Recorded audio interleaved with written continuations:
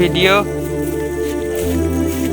আমরা আজকে জলার মধ্যিখানে কি কুচু গুডলো দুজনে যাচ্ছি, নাও তোমাদের দেখাচ্ছি।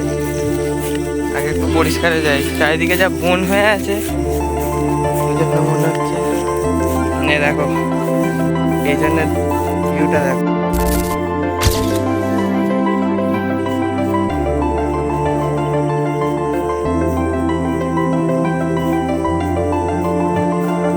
এখন সব পাড়ার লোক এবার বলছে যে কি ভিডিও বানাচ্ছিস এই সেই।